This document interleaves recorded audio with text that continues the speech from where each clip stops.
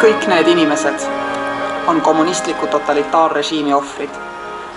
Võõra võimu ohvrid,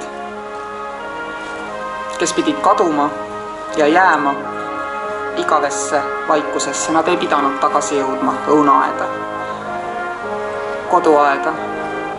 Aeg hoida ja aeg ära visata. Aeg rebida ja aeg õmmelda. Aeg vaikida ja aeg rääkida.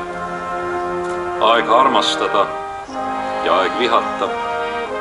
Aeg sõjal ja aeg rahul. Aamen. Kolmainu Jumala, Isa ja Poja ja Pühavaimu nimel pühitsen ma selle kommunismi ohvrite memoriaali ja ohvitseride mälestusmärgi.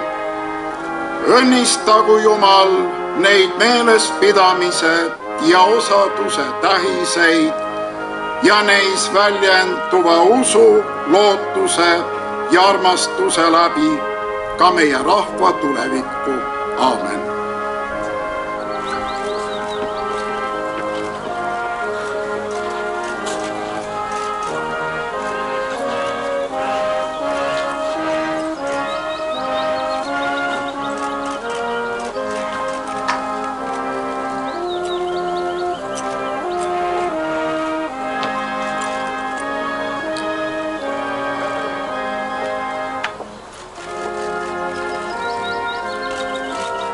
Ta tunnistas eriti ahastuse hetki, kui kõik armastus, elutöö sai jäetud maha ning mil kõikjal külas, linnas ja kodumaal terror rebis me rahva lõhki.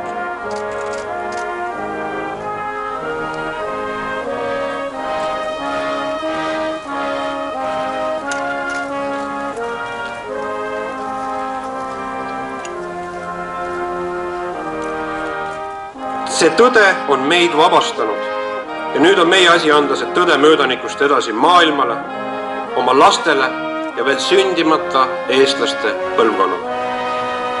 Olgem nende väärilised, kes on seisnud tõe eest, olgem nende mälestuse väärilised, kes andsid oma elu kommunistliku ideoloogia ohvritena selle eest, et nad armastasid oma kodu, oma peret ja Eestit.